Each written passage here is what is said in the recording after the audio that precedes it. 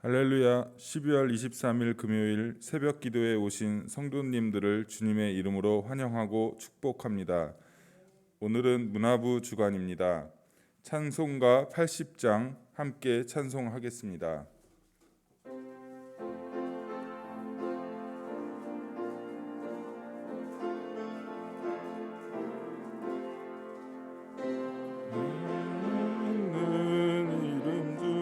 귀하고 높은 이름, 자식이 전 지으신 구주의 이름 예수.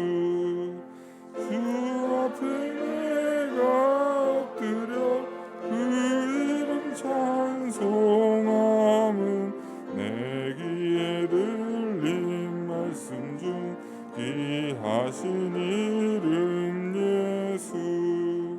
주 십자가에 달릴 때 명패에 쓰인 대로 유대인의 왕이요 곧 우리 왕이시라. 주 앞에 내가 엎드려 그 이름 찬송함은 내 귀에 들린 말씀 중 귀하신 이름 예수. 지금도 살아계셔서 언제나 하시는 일, 나 같은 죄인 부르사 참 소망 주시도다. 주 앞에 내가 엎드려 찬송함은 내 귀에 들린 말씀 중 귀하신 이름 예수. 주 예수께서 영원히 어제나 오늘이나 그 이름으로 우리에게 참 복을 내리신다. 주 앞에 내가 엎드려 그 이름 찬송함은 내 귀에 들린 말씀 중 귀하신 이름 예수. 아멘.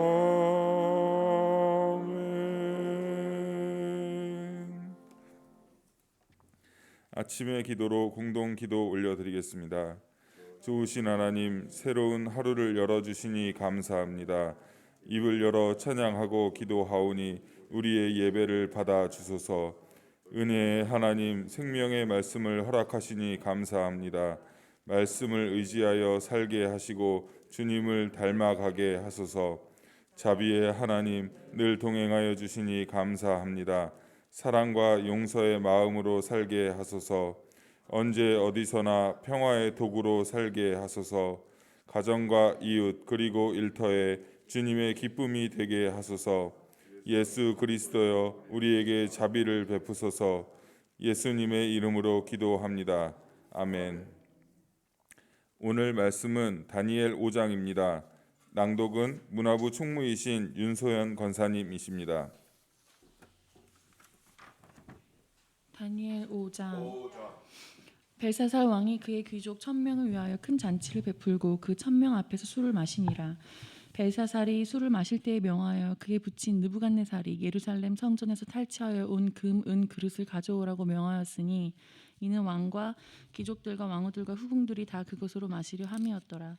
이에 예루살렘 하나님의 전성소 중에서 탈취하여 온 금그릇을 가져오매 왕이 그 귀족들과 왕후들과 후궁들과 더불어 그것으로 마시더라. 그들이 술을 마시고는 그 금, 은, 구리, 쇠, 나무, 돌로 만든 신들을 찬양하니라.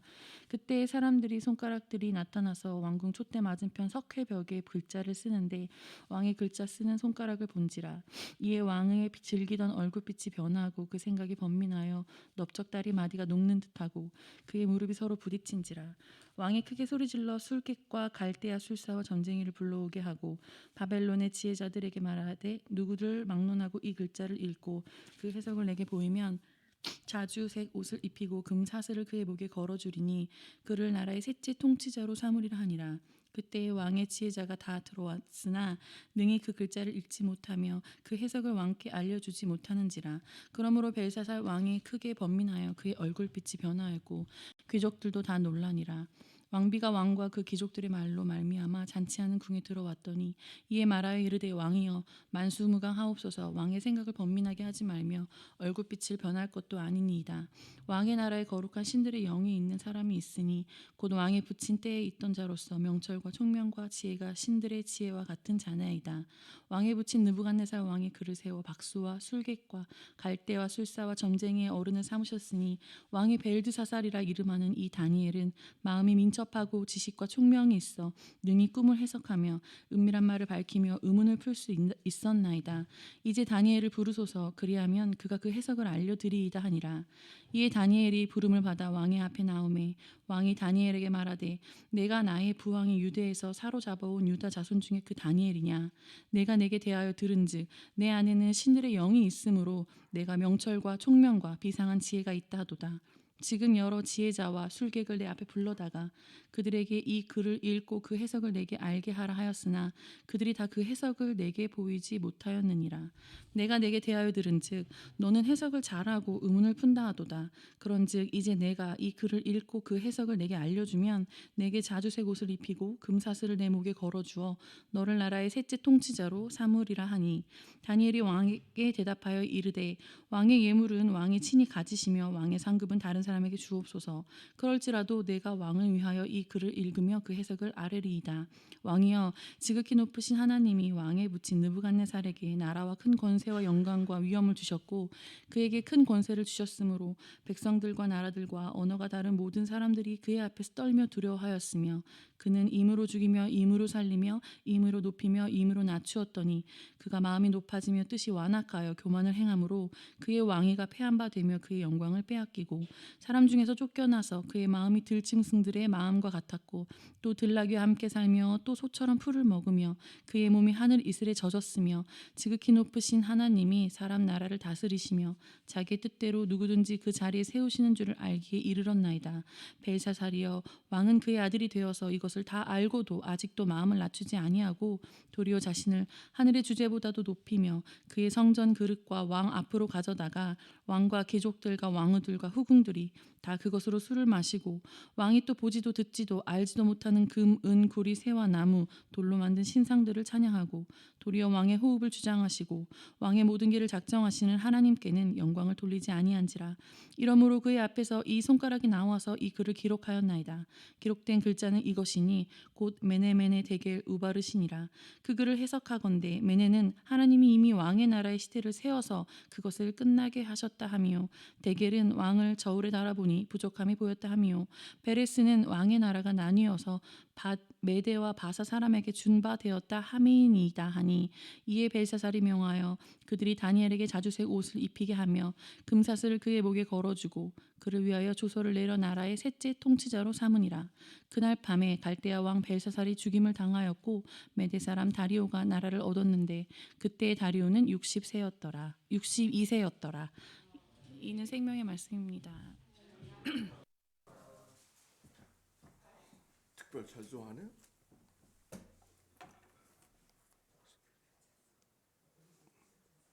문화부 특별 찬송.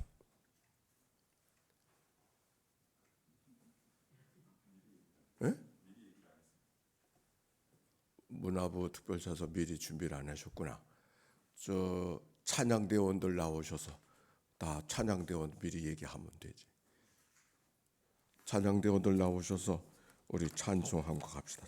오늘이 성탄절 바로 전인데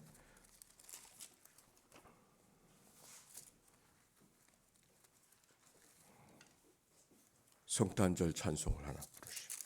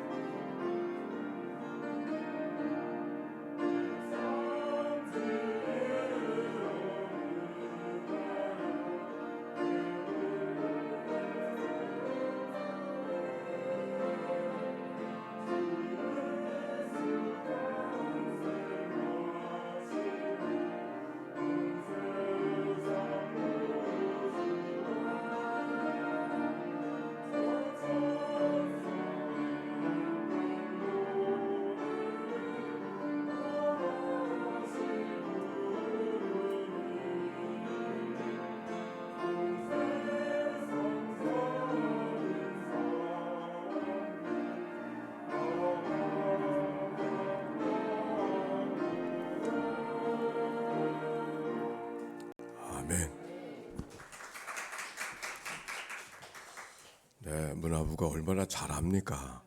근데 잘하는데 아마 담임 목사가 잘 전달을 못한 것 같습니다. 그러니까 그렇게 양해해 주시고 문화부가 더 잘할 수 있도록 이렇게 역량이 충분한 그런 문화부인데 더 잘할 수 있도록 격려해 주세요. 우리 큰 박수로 다시 한번 문화부를 격려해 주세요. 자, 다니엘서 읽어가는 시간 5번째 날이 옳습니다. 다니엘의 신앙을 배워가는 그런 시간. 다니엘 하면은 그 다니엘의 기도에 대한 이야기를 우리가 늘 기억하게 되어지는데, 다니엘의 삶은 여러 가지 고난과 역경이 그의 삶 속에 있었다고 하는 것을 어제의 말씀 속에 읽어갈 수 있었고, 특별히 느부갓네살 왕을 통해서 그를 지렛대로 하나님이 무엇을 가르치시는가 하는 것을 우리가 엿볼 수가 있었습니다. 느부갓네살 왕이 그 모든 치적들이 마치 자기의 능력과 자기의 힘으로 된 것인 양 생각하고 있었을 때에 그것이 모든 하나님께서 허락하신 일이라고 하는 것을 그에게 깨닫게 하시려고 여러 가지 고난의 여정을 허락해 주셨던 이야기가 어제의 말씀인 것이죠. 겸손하게 하시려고 하셨던 하나님의 이야기가 무슨 말인가? 신명기 8장에 보니까 이런 말씀이 있어요. 신명기는 이스라엘 백성들이 광야 가운데 있었을 때의 하나님에 대한 신앙의 고백이 신명기죠. 내 마음이 교만하여 내 하나님 여호와를 잊어버릴까 염려하노라. 여호와는 너를 애굽 땅 종되었던 집에서 이끌어내어 너를 인도하여 그 광대하고 위험한 광야 곧 불뱀과 전갈이 있고 돌 물이 없는 간조한 땅을 지나가게 하셨으며 또 너를 위하여 단단한 반석에서 물을 내셨으며 네 조상들도 알지 못하던 만나를 광야에서 내게 먹이셨나니 이는 다 너를 낮추시며 너를 시험하사 마침내 내게 복을 주려 하심이었느니라. 아멘. 신명기 8장 14절에 있는 말씀이요. 이스라엘 백성들을 광야의 길을 걷게 하신 것을 그들은 고생만 하게 하시려고 하는 것이 아니라 하나님께서 너를 낮추시고 너를 시험하사 결국은 내게 복이 되게 하시려고 하셨다라고 하는 말씀이 신명기의 말씀인 것이죠. 자, 오늘 성경으로 가봅시다. 5장 1절의 말씀 한번 읽어봅시다. 시작. 벨사살 왕이 그의 귀족 1000명을 위하여 큰 잔치를 베풀고 그 1000명 앞에서 술을 마시니라. 왕 이름이 벨사살인데 이 벨사살은 바벨론 나라의 마지막 왕입니다. 느부갓네살 왕에 대한 이야기가 우리가 전 성경을 통해 알았는데 느부갓네살 시대는 지나갔고 이제 벨사살 시대가 되어졌는데 그가 귀족 1000명을 위하여 큰 연회를 베풀고 그들 앞에서 술을 마시고 있었다는 이야기가 오늘 성경의 말씀입니다.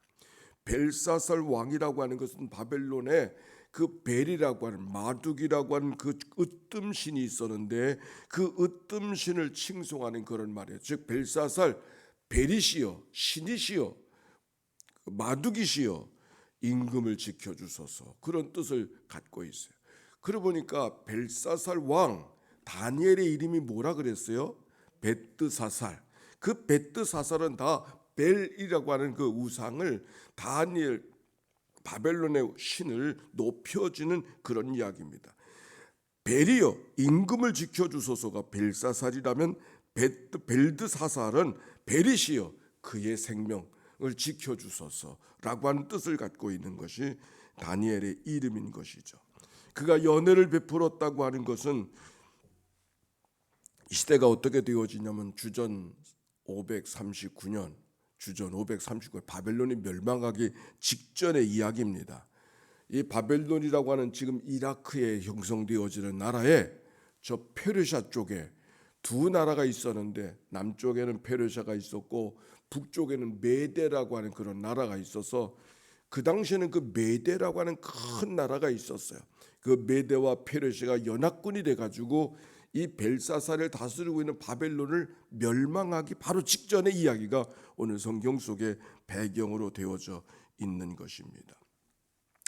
그런데 그들이 연회를 베풀고 있었다. 그렇게 위기 속에 있음에도 불구하고 위기를 위기로 알지 못하고 연애를 베풀고 있었다고 하는 얘기는 우리에게 많은 것을 생각하게 하고 있는 것이죠.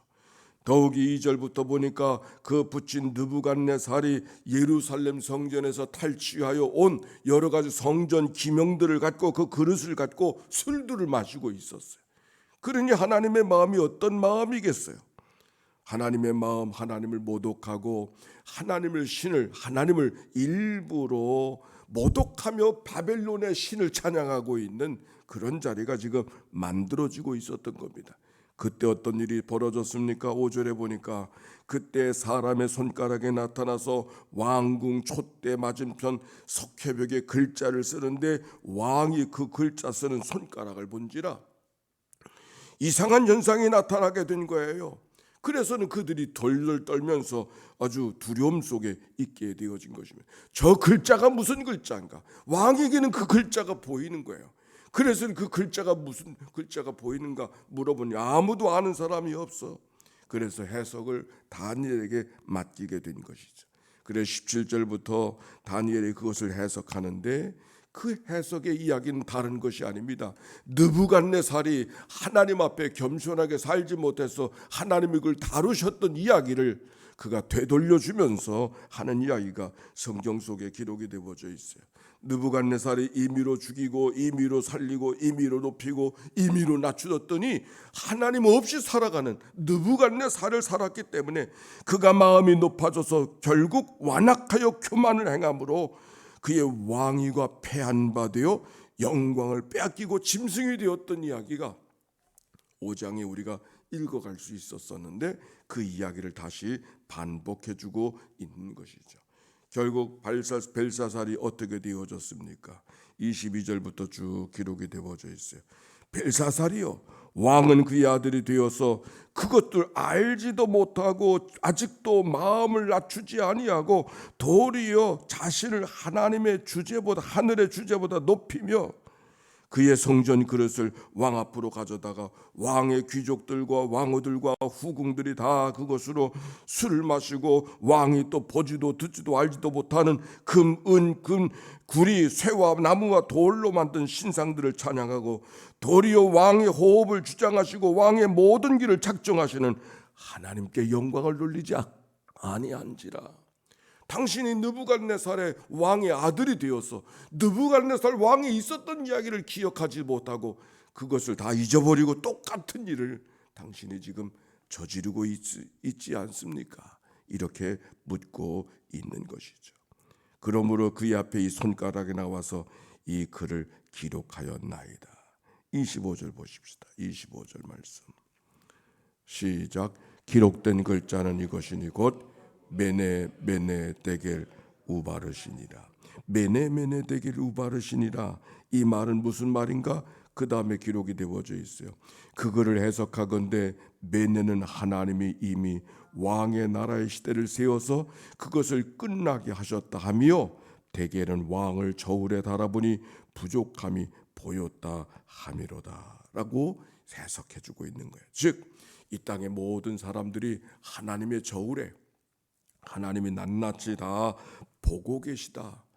지나가는 세월을 살아가는 것이 아니라 하나님께서 늘 보고 계시다라고 하는 그 사실을 그에게 일러주면서 당신이 왕으로부터 즉 선대로부터 받았던 교훈을 바로 살지 못했기 때문에 이와 같은 어려움이 닥치게 될 것이라고 하는 이야기를 다니엘이 해석해주고 있는 것이죠.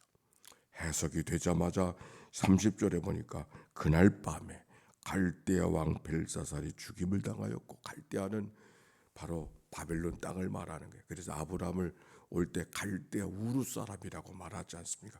그 땅에 살던 것이 아브라함의 살던 삶이었고, 거기서 강을 건너서 유프라테스 강을 건너서 가나안 땅, 하나님께서 가라고 하신 땅으로 갔던 것을 우리가 기억하죠. 그날 밤 갈대아 왕 바벨론 땅에 벨사살이 죽임을 당하였고, 메대 사람 다리오가 나라를 얻었는데 그때 다리오는 62세였더라. 다리오라는 왕은 참 많이 나와요. 근데 다리오라고 하는 뜻이 뭐냐면 정복자다, 그런 뜻을 갖고 있어요.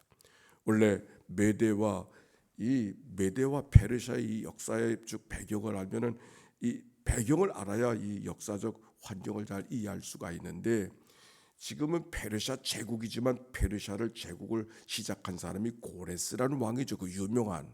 근데 그 고레스가 메대의 공주의 메대 왕의 공주의 아들이야. 그러니까 인척 관계가 되어져서 서로 협력해서 지금 바벨론을 정복하게 될 때에는 페르시아의 왕은 고레스가 되어졌지만 메대에는 할아버지가 왕이 아니라 그의 아들이 왕이 되어졌어. 즉 외삼촌과 고레스가 함께 협력해서 정복을 하는데, 이때는 힘이 고레스가 세졌지만은 이름은 다리오, 외삼촌 되어주는 메대 왕을 앞세우는 거야. 그래서 여기 메대 다리오라고 하는 것은 바로 메대의 왕을 이야기하고 있는 것입니다. 결국 그 모든 나라는 고레스의, 즉 페르시아의 천지가 되어졌지만 성경은 그렇게 표현하고, 그것은 이제 내일부터 또 달리 나아가는 역사적 배경이 되는 거예요. 오늘 성경을 통해서 하나님의 심판 앞에 그들이 놓여졌고 곧 죽임을 당했다는 이야기 속에 언제 죽임을 당할지 모르는 이야기가 오늘 성경 속에 기록이 되어져 있는 것이죠. 그러나 오늘 성경 5장을 통해서 우리에게 주고 있는 이야기는 어떤 이야기인가? 벨사살이 왜 하나님의 심판 앞에 그렇게 숨 쉴 틈조차 없이 하나님의 심판 앞에 그들이 다루어지게 되고 있는가? 선대로부터 하나님 앞에 받았던 교훈을 잘 지켜 살지 않았기 때문에, 즉 하나님 앞에 살아가는 삶의 권세와 나라의 모든 것들은 우로부터 주어지는 종인데 그것을 기억하지 못하고 자기 힘으로 되어진 것으로 살게 되어졌을 때 하나님이 그것을 심판하시는 이야기가 오늘 성경에 있는 말씀인 것이죠. 즉 겸손하게 살지 못한 왕을 다루시는 이야기가 오늘 성경 속에 기록이 되어져 있는 것입니다. 겸손의 삶, 사실 겸손의 삶은 쉬운 것이 아니에요. 스티븐 코비라고 하는 성공한 사람들의 7가지 습관을 쓴 사람의 이야기 가운데 누가 성공했는가? 무슨 일을 하든지 매사에 좀 주도적인 삶이 되어야 그가 성공한 삶을 살아갈 수 있다고 이야기합니다. 어디에 가든지 자기의 견해를 적극적으로 이야기하고 자기 의사표시를 분명하게 이야기할 줄 아는 사람이 성공하는 사람들의 일반적인 습관이라고 하는 얘기예요. 어딜 가든지 우물쭈물하지 말고 적극적으로 자기의 삶을 드러내면서 자리에 앉아도 앞자리에 앉고, 그리고 뭔가 함께 적극적으로 참여할 수 있는 사람이어야 성공한 삶을 살아간다고 그렇게 이야기하고 있습니다. 그런데 그런 삶 속에서 그것이 성공이라고 이야기하는 우리들이 살아가는 삶에 겸손한 삶을 살아간다는 게 이게 도대체 어떻게 살아가야 되는 것인가 하는 것이 숙제일 수밖에 없는 거예요. 그런데 오늘 성경은 우리에게 이야기를 해주고 있는 것이죠. 이런 이야기가 있잖아요. 사슴 한 마리가 목이 말라서 시냇물을 내려와서 시냇물을 먹으려고 하는데 그 물가에서 자기의 모습이 비춰지고 있는 거예요. 뿔이 얼마나 멋있게 생겨났는지, 야, 내 뿔이 참 멋있구나. 그러고 생각하고 있다가 자기 아랫도리를 보니까 자기 다리는 세 다리가 돼가지고서 볼품이 없어. 아유, 저 세 다리는 왜 생겨가지고 이렇게 뿔처럼 멋있는 뿔이 되어야 되는데 저 세 다리는 참 볼품이 없다, 못났구나 생각하고 있는데 갑자기 사자가 나타났어. 그래가지고 막 도망을 가는데 뿔 가지고 도망갑니까? 다리 가지고 도망가잖아요. 그래도 그 세 다리 가지고 막 도망을 가게 되어서 그래서 사자를 추격을 피하게 되어졌는데, 순간 그 추격을 피하려고 하는 바로 그 순간 나뭇가지에 걸려버리고 말았어요. 뭐 때문에? 아름다운 그 자랑스러운 뿔 때문에 잡혀버려서 결국은 어려움을 당했다고 하는 이야기가 있습니다. 결국 말 잘하는 사람이 말 잘하는 것 때문에 넘어지죠. 자랑스러운 것이 자랑이 아니라 오히려 결국 나를 망가뜨리는 일들. 사람은 부족해서 부족한 것 때문에 넘어지지 않는 것 같아요. 오히려 잘나고 넉넉하고 뭔가 뽐내고 싶은 그것 때문에 결국 우리의 삶이 어려움을 당하는 것이죠. 오늘 성경을 통해서 주어지는 이 이야기, 어떻게 하면 우리가 겸손한 삶을 살아갈 수 있을까? 성경도 말합니다. 교만은 패망의 선봉이요 교만한 마음은 넘어짐의 앞잡이니라. 하나님은 교만한 자를 물리치시고 겸손한 자에게 은혜를 베풀어 주시니라. 야고보서 4장 6절의 말씀. 성경에 주님께서 팔복의 말씀 가운데 온유한 자에게 복이 있나니 그가 기업으로 땅을 기업으로 받을 것이라고 그렇게 말씀하지 않으셨습니까? 토마스 아퀴나스는 겸손의 삶을 이렇게 표현해 주고 있어요. 겸손이라고 하는 것은 자기를 무조건 굽신거리고 비하시키는 그런 삶을 살아가는 것이 아니라 자기 위치를 아는 것이고 그것을 기쁘게 받아들이는 것이다. 겸손을 주장하지 않은 사람은 아무도 없어. 어거스틴도 첫째도 겸손이요, 둘째도 겸손이요, 셋째도 겸손이다. 근데 겸손을 어떻게 살아가야 되느냐는 말이에요. 토마스 아퀴나스의 이야기가 우리에게 귀중한 가르침을 주고 있어요. 저를 한번 따라서 해보세요. 내 위치를 아는 것이요, 그것을 기쁘게 받아들이는 것이다. 아멘입니까? 내 위치를 알고 그것을 기쁘게 받아들이며 살아가는 것, 그것이 겸손이에요. 왜 그게 겸손일까? 내 위치를 안다고 하는 것은 하나님 앞에 내가 피조물인 것을 잊어버리고 살지 않는 것이죠. 오늘 여기 성경 벨사살 메네 떼길 우바르신, 내 인생은 너만의 인생이 아니야. 하나님의 저울 앞에 있는 인생이야. 이걸 잊어버리고 산 거 아닙니까? 결국 그가 하나님의 저울 앞에 있는 인생인 것을 잊어버리고 살았기 때문에 하나님이 그걸 다루고 계시는 거예요. 겸손은 일부러 고개를 낮춘다고, 고개를 숙인다고 겸손이 되는 것이 아니라 우리가 하나님 앞에 피조물의 인생을 살아간다는 사실이고, 피조물된 인생인 것을 기쁘게 여기고, 하나님 앞에 살아가는 것을 기쁘게 여기고, 하나님을 찬양하며 살아갈 줄 아는, 그걸 기쁘게 여기고 살아가는 삶, 그게 바로 진정한 겸손의 삶이라고 하는 토마스 아퀴나스의 이야기는 오늘 다니엘서 5장의 이야기와 다를 바가 없는 말씀이죠. 하루가 시작되었습니다. 우리의 삶은 내일을 아무도 장담할 수 없어요. 이 밤에 하나님이 나를 불러가신다 할지라도 아멘입니다. 내가 여기 있습니다. 고백하며 걸어가는 삶. 문제는 오늘을 어떻게 살아갈 것인가 하는 것이 중요한 것이죠. 오늘 성경 벨사살, 하나님이 주신 모든 위험들을 하나님 없이 살아가려고 했던 벨사살의 모습 속에 그게 아니고, 내가 하나님의 피조물인 것을 인정하고 피조물로 하나님을 예배하며 찬송하며 살아가는 삶을 기쁘게 여기고 감사하며 살아, 그 겸손을 살고 하나님의 땅을 기업으로 유업으로 받는 은혜가 모두에게 있게 되시기를 주의 이름으로 축원합니다. 함께 기도하실 터인데, 오늘 겸손, 너희 나의 마음을 품으라 곧 그리스도 예수의 마음이니, 오늘도 하나님의 겸손이 우리 가운데 있어서 하나님의 거룩한 영광을 돌려드리는 믿음의 삶이 우리 가운데 있게 되시기를 주의 이름으로 축원합니다. 함께 주여 주여 주여 부르짖고 기도합니다. 주여 주여 주여.